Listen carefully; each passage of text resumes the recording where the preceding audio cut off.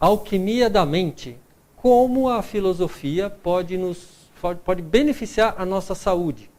Bom, sendo taoísta, né, eu sou meio suspeito para falar, porque a filosofia taoísta, ela não é só teórica, ela não é só abstrata. A filosofia taoísta, ela é toda fundamentada na construção de pilares para que a gente tenha uma vida harmônica, saudável, longeva. Então, o cultivo da saúde, através das práticas, dentro do pensamento taoísta, já é parte do caminho. Ou seja, dentro do taoísmo, a filosofia ela já nos orienta para práticas de cultivo da saúde, para as práticas de Qigong, de meditação, para as práticas de um estilo de vida equilibrado entre atividade e repouso. Já dentro do taoísmo surgem as sementes e os pilares para todo o desenvolvimento da medicina chinesa, que são inúmeras artes compiladas ao longo dos milênios para beneficiar e restaurar a nossa saúde. Tá? Ou seja, dentro do taoísmo, pensar a filosofia beneficiando a saúde é pleonasmo, literalmente. Né? Por quê? Porque a filosofia taoísta ela é toda voltada para o cultivo da saúde, da longevidade e do desenvolvimento espiritual. Isso já faz parte do próprio pensamento taoísta. Tá? A gente vive já aqui na nossa sociedade ocidental, a gente tem uma grande tendência, principalmente aqui em São Paulo, que é uma cidade bastante intelectualizada, a gente tem uma tendência grande de intelectualizar. A gente tem um movimento natural que puxa a gente para o lado mais da intelectualidade e, claro que tem exceções, isso não é regra geral, mas se a gente fizer estatisticamente, a gente está mais num movimento aqui no Ocidente de desenvolvimento intelectual mental do que necessariamente do desenvolvimento do corpo. E aí a gente fica ouvindo muitas pessoas falarem, é importante fazer a prática física, é importante fazer a atividade física, inúmeros programas para tentar fazer a gente equilibrar um pouco, né? Não ficar só no intelectual, trazer para o físico. Claro que já tem um monte de gente que já tem a sua atividade física e já equilibra, mas a nossa sociedade, ela privilegia bastante o intelectual, em detrimento do corporal, do físico. Tá? Então, usando a filosofia como uma ferramenta para tentar convencer a nossa própria mente, né, dos caminhos da harmonia, né, e pensando na filosofia ela própria, e entendendo filosofia como um exercício de refletir sobre o que a gente pensa, sobre os nossos princípios, sobre os pilares os fundamentos das nossas ações. Como é que a filosofia, ela própria, só o exercício de reflexão, poderia beneficiar a nossa saúde? Tá? Então, esse é o desafio colocado para essa nossa fala. Tá? Então, vamos lá, vamos tentar. E para isso, para poder falar um pouquinho desse tema, me apoiando em algum ensinamento do taoísmo, eu fui buscar um dos 64 hexagramas do I Ching, que quem estuda I Ching já sabe quem é, já ficou com fome, porque esse camarada aqui, o nome dele é Caldeirão. E por que esse camarada aqui chama Caldeirão? Uma pela própria formação dele, você vê os pezinhos aqui, né? A abertura, a alça, a tampa, e aqui tem uma panelona, tá, com um cozido sendo preparado aqui dentro. Tá? Vocês não viram nada disso, tá? Acho que vocês não devem ter tomado chá porque está muito quente hoje, mas antes de falar de Xing é sempre importante tomar um chazinho que tem lá na entrada, tá? Para o pensamento ficar mais fluido. Tá? Mas, o I Ching, o livro das mutações, o I Ching, ele é uma das obras fundamentais dentro do taoísmo, porque nele está sintetizado um conhecimento milenar dos mestres taoístas, que foi acumulado ao longo desse tempo todo. Tá? E que basicamente resume a visão dos mestres taoístas de tudo que existe.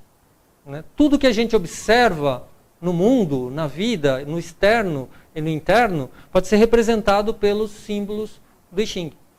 E os símbolos do I Ching são formados aqui por dois tipos de linhas. Tá? Aqui a gente tem um símbolo de 6 linhas. Mas todos os símbolos do I Ching, que são trigramas e hexagramas, já vou falar um pouquinho melhor, eles são compostos somente por 2 tipos de linhas. Linhas inteiras, que a gente chama de Yang, e linhas quebradas, que a gente chama de Yin. Essas linhas, Yang e Yin, elas representam justamente essas 2 forças fundamentais que existem no universo. A força do Yang e a força do Yin, que se combinam para formar tudo que existe. Então, nos símbolos do I Ching, a partir de 2 tipos de linha, se geram 64 símbolos diferentes. Tá? Na natureza, com esses 2 tipos de energia, Yin e Yang, se compõe tudo que existe. Todas as coisas, todos os seres, todo tipo de circunstância. Yang significa literalmente claro, Yin significa literalmente escuro. Tá? Yang é claro, mas também é quente, também é forte. O Yin é escuro, mas também é frio e é suave. O Yang é o alto, o Yin é o baixo. Né? O Yang avança, o Yin recua. O Yang é movimento, o Yin é repouso. Tá? Qualquer coisa que eu observe, eu consigo identificar dualidades fundamentais e aplicar essa interpretação de Yin e Yang. Tá? Quando a gente contempla a natureza, e o taoísmo é uma tradição toda fundamentada na observação da natureza, a gente vê que, além das coisas serem compostas por essa dualidade fundamental, tudo que a gente observa na natureza se transforma. Algumas coisas muito rapidamente, outras muito lentamente. Algumas coisas mudam tão rápido que a gente nem vê. Outras coisas mudam tão lentamente que a gente também nem percebe. Mas tudo muda. E essa é a essência do I Ching, que é o livro das mutações. O I Ching estuda as transformações que existem no universo. Tudo que a gente observa é formado por Yin e Yang. E todos os movimentos de transformação que existem e que a gente contempla também são formados, são basicamente o quê? Movimentos do Yin e do Yang. Então eu posso avançar, que é um movimento Yang. Posso recuar, que é um movimento Yin. Eu posso expandir, que é um movimento Yang. Eu posso contrair, que é um movimento Yin. Eu posso exteriorizar, que é um movimento Yang. Eu posso interiorizar, que é um movimento Yin. Tudo bem? Já entenderam Yin e Yang? Ótimo. A gente segue a vida inteira estudando Yin e Yang para ver se entende um pouquinho. Né? Porque Yin e Yang se complementam também, eles se juntam e a princípio a gente entende que é fácil. Ó, Yang é claro, Yin é escuro, acabou. Mas a hora que você mistura um com o outro, muitas coisas podem acontecer. Na verdade, todas as coisas podem acontecer. Tá? Por exemplo, eu gosto muito de usar um Yin Yang que a gente usa o tempo inteiro, que é a nossa respiração, que a gente precisa para sustentar a nossa vida. Então, quando eu inspiro, eu estou trazendo o ar para dentro. Esse é o movimento Yin ou Yang? Para dentro. Yin. Tá? Quando eu expiro, o ar vai para fora, e isso é Yang. Tudo bem? Só que dá uma olhada no meu corpo. Quando eu inspiro, o que acontece com ele? E quando eu expiro, ou seja, quando eu inspiro, ele infla. Isso é Yin ou Yang? Yang. Quando eu expiro, ele diminui. Isso é Yin. Ou seja, a minha inspiração, por um ponto de vista, é Yin, porque eu trago para dentro. Por outro ponto de vista, é Yang, porque expande meu corpo. Quando eu expiro, esse é o movimento Yang, porque o ar está saindo. Mas meu corpo diminui, então por esse outro ponto de vista, ele é Yin. Tudo bem? Já perceberam que a gente pode complicar bastante essa história de Yin e Yang. Tudo bem? Quando a gente estuda os 64 hexagramas, a gente vê combinações de Yin e Yang em 6 níveis. Cada um desses existem 64 símbolos como esse, os hexagramas. E cada hexagrama é composto pela sobreposição de 2 trigramas. Um que fica embaixo, outro que fica em cima. A gente tem 8 trigramas fundamentais. Céu, terra, fogo, água, lago, montanha, trovão e vento. São os 8 trigramas do I Ching. Esses 8 se combinam entre si e formam 64 hexagramas. Caldeirão é um deles. Tá? E num hexagrama eu tenho, então, energias em Yang combinadas e que eu posso contemplar em 6 níveis. esse símbolo eu posso aplicar para contemplar qualquer assunto, qualquer circunstância que eu observe. Até aqui, tudo bem? Muito bom. Esse camarada aqui, ele se chama caldeirão, né? Porque tem um elemento muito interessante, tem dois elementos muito interessantes que o compõem. Embaixo eu tenho um trigrama, que é o trigrama do vento. E em cima eu tenho outro trigrama, que é o trigrama do fogo. Wagner, o que tem a ver isso com alquimia? Calma que eu chego lá. Tá? Estou dando uma voltinha para a gente chegar lá na alquimia. Tá, então eu tenho o trigrama vento e o trigrama fogo. Né? O que acontece quando eu tenho fogo e aplico um pouquinho de vento suave nele? O fogo, ele aumenta. Tá? Mas o trigrama vento, ele também está relacionado com uma outra coisa no simbolismo. Cada trigrama tem um monte de simbolismos. E um outro simbolismo desse trigrama é o da árvore. Ele representa a árvore. Né? E especificamente, ele representa a raiz da árvore. Ou seja, o mesmo trigrama representa vento, representa uma árvore, representa a raiz da árvore. E quando a gente trabalha com símbolos, a gente deixa a mente livre para poder trabalhar com todos esses símbolos. E eu vou pedir para vocês começarem a libertar a mente de vocês, porque a gente vai começar a voar um pouquinho. Pegar carona no vento. Tudo bem? Legal. Por falar nisso também, o trigrama vento está relacionado com o galo. Isso é coincidência, viu, Harry? Não tinha pensado nisso, não. Mas esse vento aqui também é o galo. E a gente está falando de um galo de fogo aqui também. Tá? Coincidência, coincidência. Mas vamos lá. Vamos deixar o galo de fora e vamos trabalhar com a ideia do vento e da madeira. Tá? O trigrama vento, ele tem uma série de atributos. O nome dele é suavidade, porque o vento ele é suave. Né? E o vento também ele é invisível. Tá? Então, contemplem o vento. Vocês viram o vento? Não viram o vento, né? Porque o vento ele é invisível. Mas, se cada um de vocês fizer isso daqui, ó, a gente consegue sentir o vento.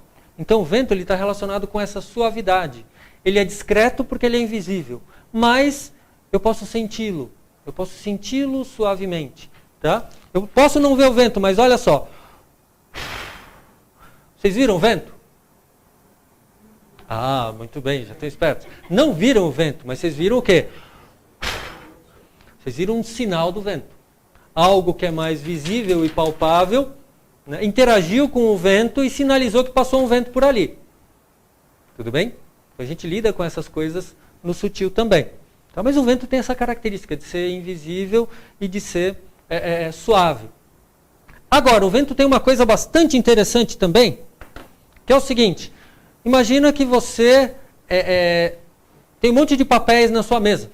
Né? E aí você abre a janela, bate um vento. O que o vento faz com aquele monte de papéis? Ele espalha, ele dispersa. Então, o vento ele tem um simbolismo também de dispersão. E essa dispersão ela não é nem boa nem ruim, ela só é dispersão. Se você estiver querendo juntar os papéis, bate o vento e dispersa, isso não é muito legal porque atrapalha o seu trabalho. Tá? Mas, se você entra aqui na sala e a sala está muito fechada, o ar está muito denso, muito carregado, você abre as janelas e bate um vento, dá aquele alívio. Tá? Então tem certas circunstâncias que a dispersão ajuda e outras certas circunstâncias que a dispersão atrapalha. Ela não é nem boa nem ruim, depende da circunstância. Certo? Vento expressa dispersão. Põe na prateleira e guarda esse aí que a gente vai usar tudo isso. Tá bom?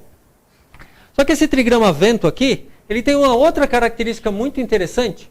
Ele está relacionado com organização, ordenação, pensamento. Já não entendi mais nada. Esse cara está viajando demais, tomou chá demais, né? E entrou no ano do galo de fogo. Né? Não, eu não bebi, tá? Eu só estou estudando I Ching. Tá? O vento, falei para vocês que o vento está relacionado também com a árvore. Tá? Então vou desenhar uma árvore, como eu sempre faço quando eu desenho a árvore, eu peço aos psicólogos de plantão que não analisem minha árvore, porque ela está sendo feita só de uma maneira didática, eu tenho que pôr as raízes aqui. Tá? Num trigrama, quando a gente analisa um trigrama, tá, a gente tem 3 linhas. Né? Uma linha em cima, uma no meio e outra embaixo. A linha de cima representa um grande poder da natureza que fica em cima. Adivinhem quem é? A linha de cima representa o céu. A linha de baixo representa outro poder da natureza imenso que fica aqui embaixo, que é a terra. E entre o céu e a terra, um terceiro poder que fica entre eles, que é o homem, a humanidade. Tudo bem? Forma o conceito de 3 poderes, que está presente, que está expresso aqui num trigrama. Tá? Então, dá uma olhada só no trigrama do vento. Né? Aqui embaixo na Terra, na posição da Terra, tem uma linha Yin. Né? A linha Yin, ela aparece ou ela está escondida? Está escondida. Vai para cima ou vai para baixo? Vai para baixo. Tá? Na posição da Terra, compara com a imagem de uma árvore. As raízes ficam escondidas dentro da terra. Tá? E ficam mais paradas, não ficam imóveis, mas elas ficam mais paradas do que a parte de cima da planta. Então, essa parte da árvore, ela tem uma característica mais Yin. Certo? Já a copa da árvore, olha lá na posição do céu, você tem uma linha Yang. Yang é movimento. Tá? Então, aqui em cima da árvore, tá? Quando passa o vento, o que ele faz com a copa da árvore? Movimenta. Tá? Então, a gente tem aqui em cima uma característica mais próxima disso daqui, mais Yang. Certo? E, unindo o alto da árvore e a parte baixa da árvore, eu tenho o quê? Eu tenho o tronco da árvore. Aí você fala, ih, Wagner, agora você dançou. Né? Por quê? Porque o tronco da árvore, ele fica parado. Né? Mais ou menos, não é bem assim. Porque o tronco da árvore, dentro dele, o que acontece? Circula a seiva da terra para o céu, do céu para a terra. Tá? Ou seja, apesar de eu olhar o tronco e vê-lo parado, o interior dele é extremamente dinâmico, onde eu tenho um fluxo de fluidos e energia em que a energia do céu e da terra é trocada, é combinada e é distribuída. A árvore é um símbolo de vida, porque ela pega a energia da terra e leva para o alto, pega a energia do céu e leva para baixo, combina as duas coisas e forma a própria vida. E a partir dela, inúmeros outros seres são nutridos também. Tudo bem? Então, aqui eu tendo essa característica dinâmica de ligação entre o alto e o baixo, entre o céu e a terra, feita pelo tronco, eu também tenho uma característica bem Yang aqui no meio. E aí, olha que interessante, a minha árvore fica bem parecida com o nosso trigrama vento. Além disso, percebe que aqui na posição da terra, que é mais Yin, tem uma linha Yin. Na posição do céu, que é mais Yang, tem uma linha Yang. E unindo o céu e a terra, eu tenho um fluxo organizado que distribui e conecta esses dois ambientes, esses dois nutrientes, do céu e da terra, formando a vida. Percebe que aqui tem uma ordenação, tem uma ordem que é bem harmônica com os elementos naturais? Certo? Então, por isso o trigrama vento também está relacionado com ordenação, organização. Tá? E um dos principais atributos que a gente se utiliza, né, na nossa vida, nós seres humanos, é o pensamento. E através do pensamento, a gente pode fazer exatamente esse tipo de coisa. Organizar as coisas, colocar cada coisa no seu lugar e fazer conexões dinâmicas entre as diferentes coisas que estão em lugares diferentes. Estou falando muito rápido? Conseguindo acompanhar? Ótimo. Tá? Tudo bem aqui com o vento? Então, olha só, a gente já vinculou o vento com árvore, raiz, pensamento, ordenação, organização e dispersão. Tá bom, né? Vocês percebem que cada trigrama pode ter um monte de características e eu trouxe algumas que são aqui do vento. Certo? Muito bom. O trigrama vento aqui, ele está encontrando outro trigrama, que é o trigrama do fogo. Tá? E o fogo, ele fala do quê? Bom, ele fala de brilho, ele fala de calor, ele fala de iluminação, de clareza. O trigrama fogo, ele fala da consciência, da iluminação da consciência. certo? O trigrama fogo também fala da beleza, fala da polidez, né? Fala da cultura.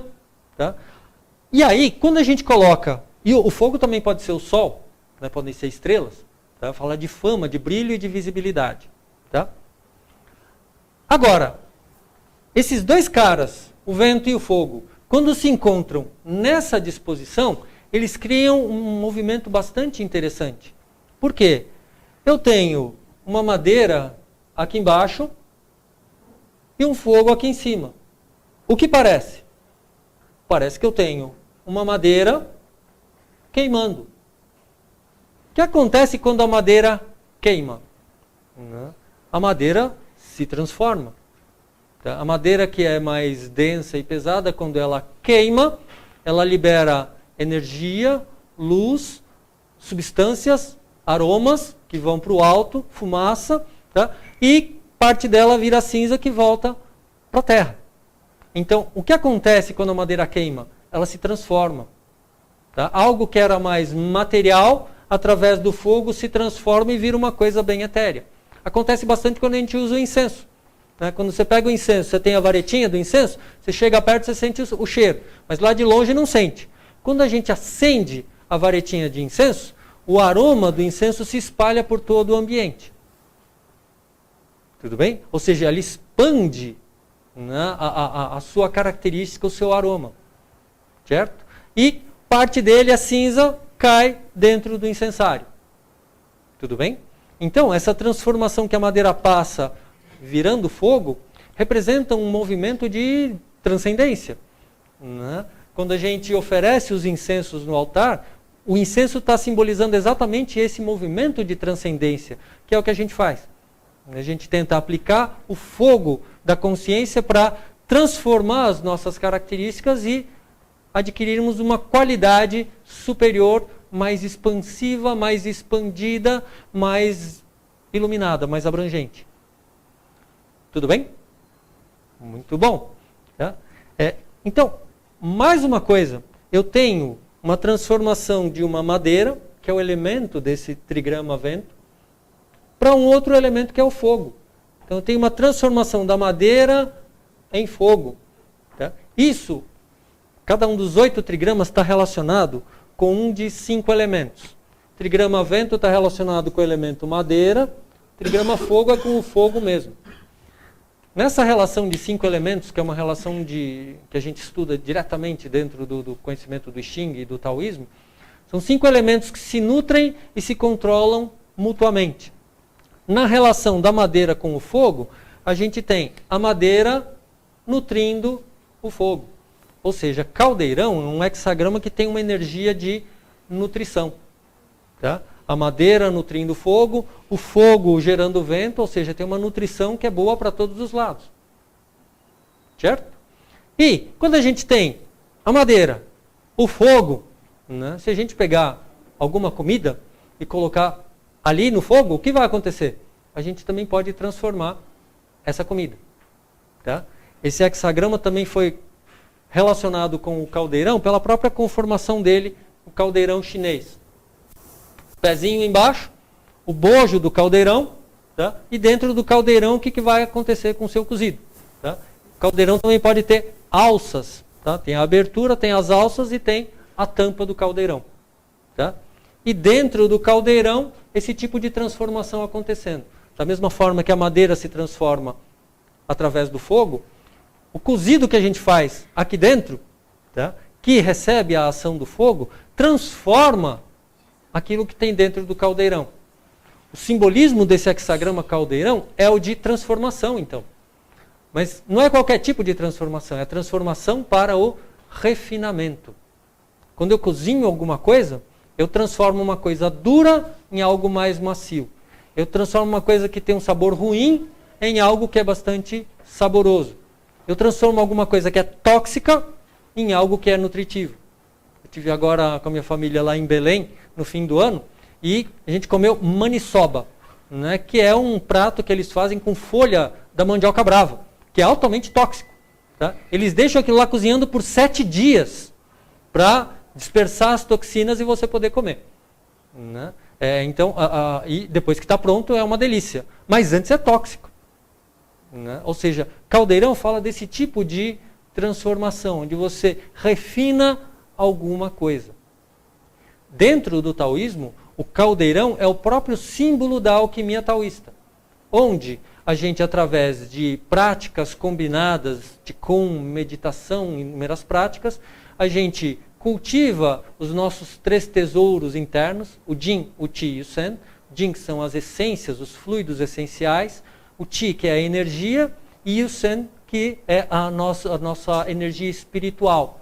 Tá? Esses 3 elementos, esses 3 tesouros, dentro do caminho da alquimia, eles são transformados, eles são transmutados para elevar a nossa qualidade espiritual.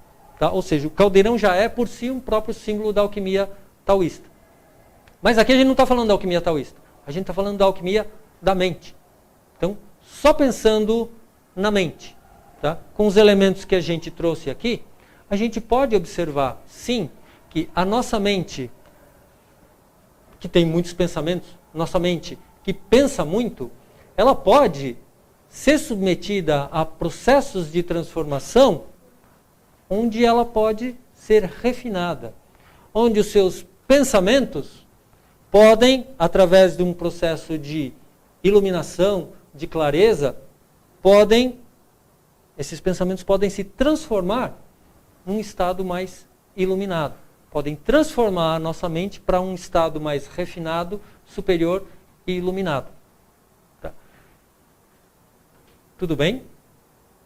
Legal, mas como é que faz isso? E aqui a gente não está falando agora das práticas, a gente está falando só da filosofia. Tá? Pensando na filosofia como o exercício de pensar e refletir. Mas não o pensamento puramente desordenado, um pensamento que ordena coisas, que organiza coisas. Tá? A filosofia, como esse exercício de reflexão e de pensamento que organiza as coisas, pode nos ajudar nesse processo de refinamento da nossa própria mente. Tá? Dá uma olhada no que acontece aqui, se eu trabalhar com os pensamentos, com a característica da dispersão. Tá? Os pensamentos, eles têm uma natureza bem vento, bem dispersiva.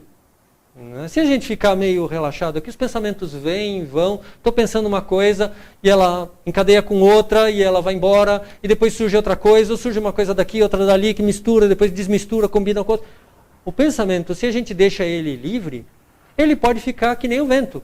Vai e vem, nem sei de onde veio, nem sei para onde vai, ele fica completamente disperso. Na hora que ele fica disperso, ele fica todo espalhado. Na hora que ele fica todo espalhado, é a mesma coisa que você pegou todo o seu trabalho e organizou, botou as páginas em ordem, bateu o vento e ele espalhou. Né? Então, quando está espalhado, você vai ter muito mais dificuldade para entender tudo que você estava fazendo, do que se você deixa tudo bem organizado. Tudo bem? Ou seja, os nossos pensamentos, quando eles estão dispersos, né, eles podem pegar uma série de coisas preciosas, conhecimentos, informações preciosas que a gente tem e deixar espalhado. E na hora que deixa espalhado, a gente não necessariamente conseguir enxergar as conexões, não necessariamente conseguir usufruir dessas conexões para se beneficiar dessas informações. Certo? Legal. Poxa, mas então, o que eu faço aqui para evitar que o meu pensamento fique tão disperso e que eu não deixe as minhas ideias espalhadas e perca a chance de estabelecer conexões muito saudáveis e nutritivas para a minha vida? O que eu faço?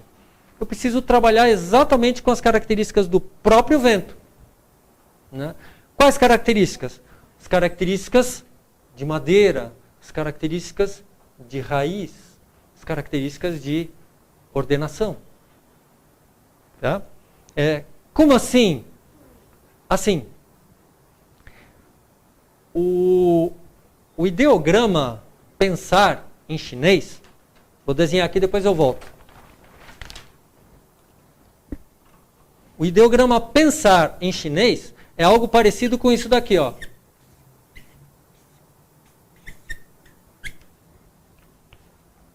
Tá? O que é isso? O ideograma chinês, ele não é escrito foneticamente que nem as nossas palavras. Ele desenha as ideias. Você tem uma ideia, você desenha a própria ideia. Então, essa parte de cima aqui é o campo de cultivo. Significa campo de cultivo. E esses pontinhos aqui embaixo é coração. Então, olha que coisa interessante. Na visão do chinês, pensar é campo de cultivo do coração. Pensar é o que eu cultivo no meu coração. Aquilo que eu penso, os meus pensamentos, né, formam aquilo que eu cultivo no meu coração. Tá bom, Wagner, para que você trouxe o ideograma? Porque eu estou falando de madeira, estou falando de planta. Se eu estou falando de madeira e planta, eu estou falando de cultivo. Tudo bem? Ou seja, os pensamentos estão aí. A mente pensa mesmo.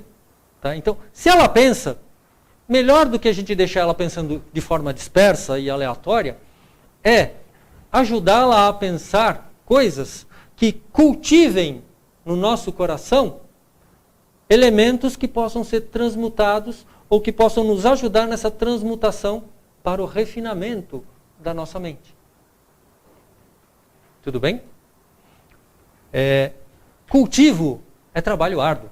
Né? A gente tem vida urbana, cultiva pouco, mas quem cultiva tem um estilo de vida bastante duro, tem que acordar cedo, né? Capinar na roça, cuidar das plantas, espantar as pragas e ter muita paciência para esperar a coisa crescer até dar fruto. Tá? Então, os nossos pensamentos eles podem ser cultivados, né, dentro do nosso coração. Tá? A gente precisa nutrir bons pensamentos no nosso coração para poder ter uma boa colheita. Senão, se eu deixo disperso, cresce qualquer coisa no meu coração, a partir desses pensamentos. Certo? Se eu tenho um campo fértil, se eu tenho um campo fértil de cultivo, o que eu jogar lá vai nascer. Então, meu coração sendo um campo de cultivo, os pensamentos que eu jogar lá dentro tendem a crescer. E quando cresce, não cresce só para cima, que é a parte visível, cresce para baixo também. Forma raiz. Os pensamentos que são cultivados no nosso coração, eles se enraizam no nosso coração. Quando a planta é novinha, é brotinha ainda, você puxa ela, arrancou. Arrancar com raiz e tudo. Mas se você deixar muito tempo, aquelas raízes vão se aprofundando. E chega uma hora que para você tirar, você puxa, ela não sai. Você corta, a raiz ainda fica. Dá uma chuva, pode brotar tudo de novo. Certo? Ou seja, se eu tenho um campo de cultivo precioso, fértil, tá? Eu posso escolher o que eu vou plantar, o que eu vou semear, o que eu vou cultivar nesse campo. Se meu coração é um campo fértil, vale muito a pena a gente escolher os nossos pensamentos. Né? Escolher bem os nossos pensamentos, escolher bem as sementes daquilo que a gente vai plantar no nosso coração. Né? E cultivar isso. Né? Na medida em que eu vou cultivando o campo de cultivo, podem aparecer ervas daninhas. Né? E podem vir outras pragas querendo comer as sementes. Tá? Nessa hora eu preciso afastar um pouquinho a erva daninha ou entrar num acordo com a erva daninha e os caras que querem comer a plantação na agrofloresta, né? Para que tenha para todo mundo. Tá? Mas eu não posso deixar que aquele elemento danifique a plantação principal. Tudo bem? Ou seja, eu tenho que fazer a limpeza do meu campo também. Certo? O meu coração, com frequência, eu tenho que cuidar, limpando dele, para que não cresçam ervas que possam comprometer aquilo que eu estou querendo cultivar para o refinamento da minha mente. Certo? Muito bom. Na hora em que a gente também pensa no que eu vou plantar no meu coração, tá? A gente está falando de coisas mais profundas que estão relacionadas com os nossos pensamentos. Então a gente está falando de princípios. Os nossos pensamentos, eles vêm e vão, podem vir ir e vir de uma maneira dispersa. Mas eles vão ser mais dispersos quanto menos referências eu tiver. Para eu sair do vento que fica passeando por aí, para a árvore que está enraizada, eu preciso assentar aqui na terra. Tá? Para eu assentar aqui na terra, eu preciso criar essas raízes firmes. Tá? E as raízes da árvore, apesar da gente não ver, são as coisas que sustentam a estrutura da árvore e o crescimento da árvore para a parte visível. Certo? os nossos princípios internos, aquilo que eu acredito, os valores que eu me predisponho a seguir, são as raízes de tudo aquilo que a gente vai vir a pensar. Eles são a parte que a gente não fica olhando toda hora, mas que são os fundamentos, as raízes para todas as manifestações de pensamentos, de ideias, de emoções e até mesmo de ações, que a gente vai ter toda essa parte externa mais visível. Mas está tudo enraizado nos nossos princípios. Os nossos princípios são as sementes que a gente cultiva no nosso coração. Ou seja, é fundamental que a gente escolha bem os nossos princípios. Tá? E tem muita coisa que cresce no nosso coração que não foi nem a gente conscientemente que plantou. Isso em algum momento da nossa vida foi plantado. Seja pela família, seja pela escola, seja pela sociedade, seja pelas experiências de vida que eu tive. Às vezes a gente configura alguns princípios que ficam plantados no nosso coração, enraizam e crescem, e a gente passa a acreditar que algumas dessas coisas são verdades e norteia toda a nossa forma de ver o mundo, entender o mundo, interagir com o mundo a partir desses princípios. Alguns deles a gente conscientemente plantou, outros deles foram plantados. E a gente às vezes nem tem consciência de como isso funciona. Certo? Ou seja, aí a gente começa a entrar na própria reflexão filosófica. Quando a gente faz um exercício de reflexão filosófica, a gente observa os nossos pensamentos, observa a nossa forma de pensar e vai descascando, voltando até chegar nos princípios originais que orientam aquela forma de pensar, que dirigem aquela forma de pensar. Tá? Para eu começar a falar dessas coisas para vocês, eu comecei falando de Yin e Yang. Né? Para vocês, a partir de entender, da compreensão de Yin e Yang, entenderem um pouquinho do símbolo para poder entender um pouquinho das correlações que eu estou fazendo agora. Ou seja, todo o raciocínio que a gente está tendo agora, eu precisei ter um elemento inicial para poder ajudar a gente a conseguir se entender. Ou seja, eu lá atrás trabalhei o princípio, para a gente desenrolar esse raciocínio agora. Tá? E por que isso passa a ser importante? Né? Dentro do caminho da reflexão filosófica. Por quê? Eu tenho princípios, que a partir desses princípios, eu tenho uma contemplação da vida, do mundo, dos seres e das circunstâncias. Quando esses princípios estão enraizados, a gente contempla o mundo a partir daqueles princípios como se aquilo fosse uma verdade, de verdade mesmo. Né? Como se aquilo fosse assim desde o início dos tempos. Né? Quando a gente não questiona o princípio da nossa observação, tá? A gente olha e fala, não, isso é assim mesmo. Agora, o que acontece se eu me deparar com outra pessoa que tem princípios diferentes? Né? Uma pessoa tem um princípio A, enxerga o mundo através do A. A outra pessoa tem um princípio B e enxerga o mundo através do B. Né? O que acontece quando a gente se encontra é que o A fala uma coisa e o B fala outra coisa. E a gente não se entende. E por mais que a gente tente entrar em acordo aqui, vai ficar complicado. Porque essa pessoa se norteia por um sentido e essa outra se norteia por outro sentido, por outro princípio. Né? Imagina, no começo, daí vamos pegar a história. Né? No começo dessa minha carreira aqui, né, eu dava aula de Tai Chi numa academia de natação. Né? Que foi muito gostoso, o pessoal era muito legal, o dono da academia era um chinês, né? Era lá na Zona Norte. E foi muito bom, o tempo que eu estive lá foi muito bom. Tá? Mas desde o início, né, eu consegui identificar que tanto o dono da academia quanto eu, a gente tinha objetivos semelhantes. Nós dois queríamos que a turma tivesse bastante aluno. Né? Era um interesse comum. Então a gente falava, estamos alinhados naquele interesse. Mas, logo depois do início da nossa relação, eu percebi algo um pouquinho abaixo desses objetivos. Os objetivos eram comuns, mas o princípio que tinha abaixo não era tão comum. Por quê? Eu queria ter bastante aluno para poder transmitir ensinamentos que para mim eram preciosos, estavam me ajudando a transformar a minha vida para melhor. E eu queria compartilhar isso com outras pessoas, e esse era o meu princípio. E o princípio do dono da academia era, ele queria ter muito aluno para ganhar mais e ter mais lucro.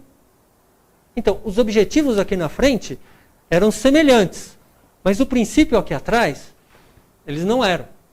E eu sabia que em um determinado momento, né, apesar desses objetivos da frente serem semelhantes, quando a situação apertasse e a gente tivesse que fazer escolhas, eu ia fazer escolha pelo meu princípio e ele ia fazer escolha pelo princípio dele.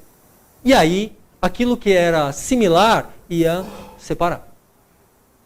Deu para entender a ideia, a diferença do objetivo para o princípio que eu estou querendo dizer?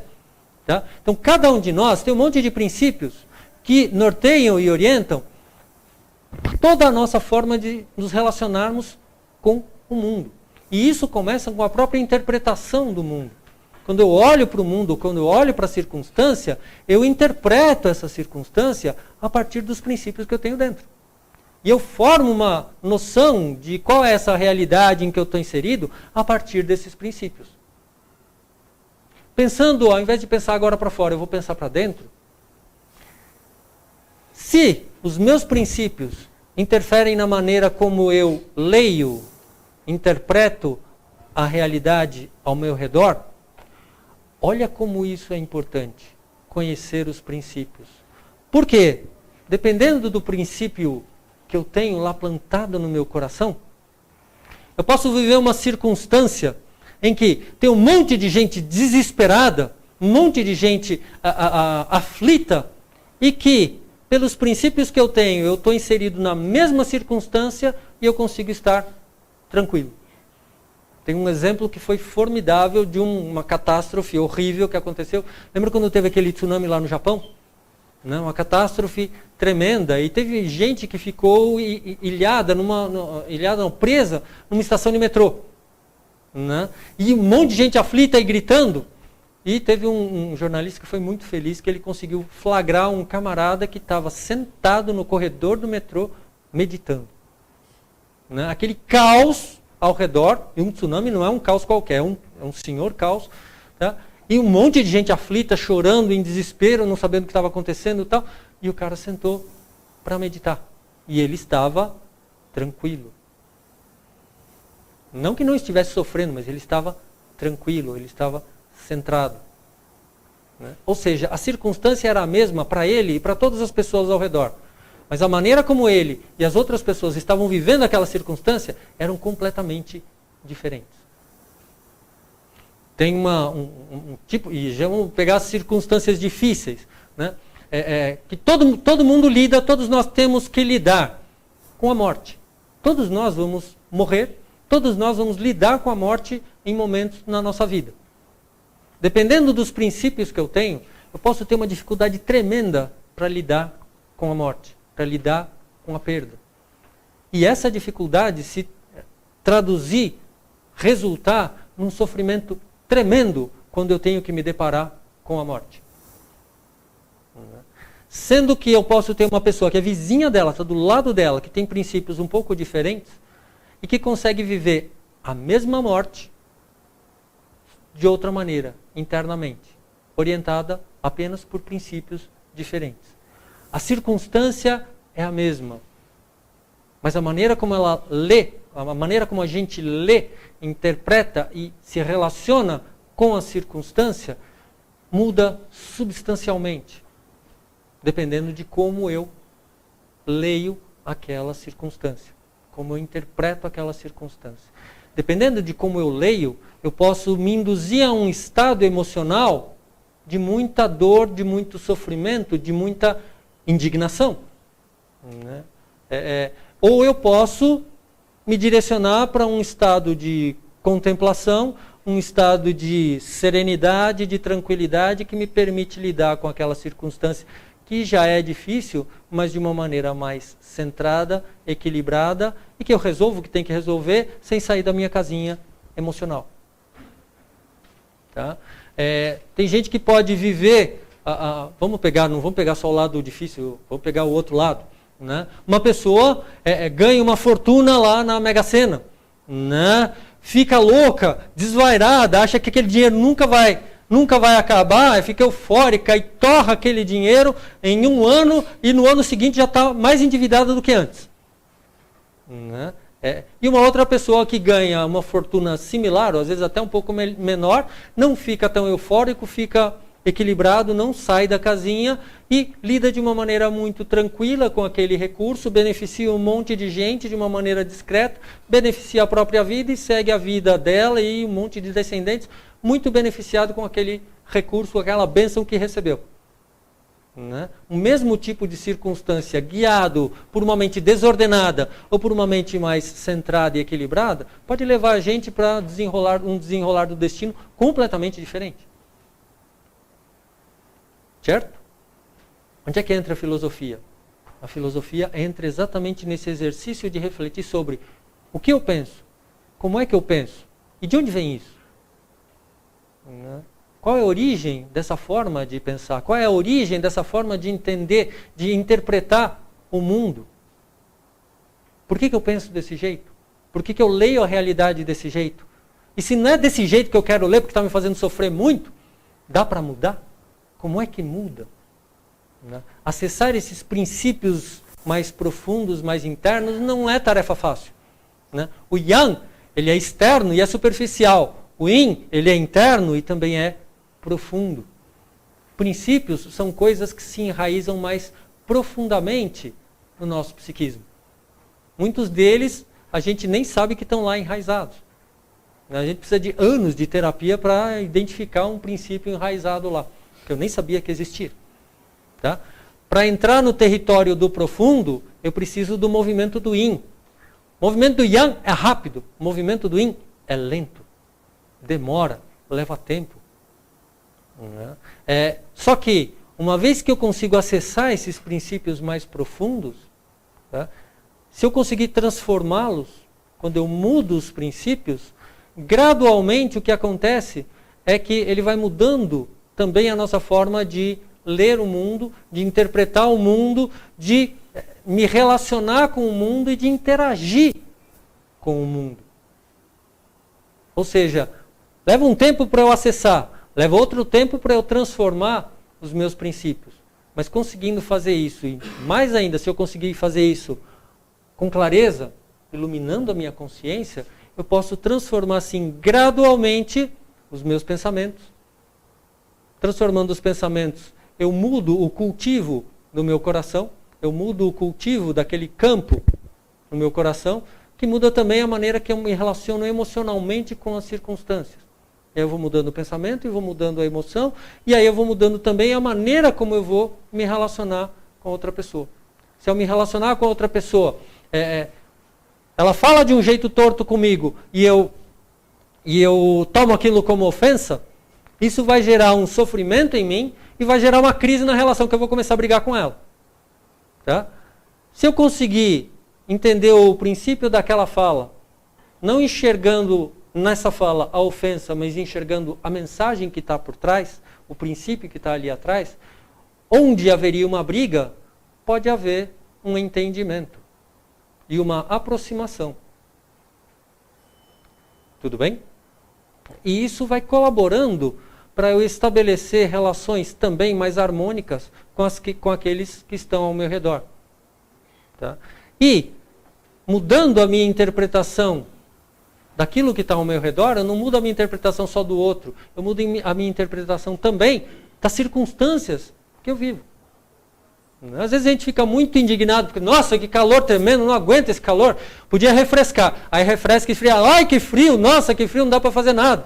Né? Ai, está tão seco, podia chover, chove, ai como chove nessa cidade, né? Inunda tudo, podia parar de chover, para de chover, vem a seca, ah, não tem água.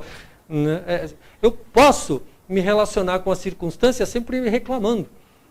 Se eu quiser que a circunstância esteja do jeito que eu quero, o dia que a circunstância não está, e a chance disso acontecer é grande, eu vou ficar bravo, indignado, triste, qualquer coisa, menos equilibrado.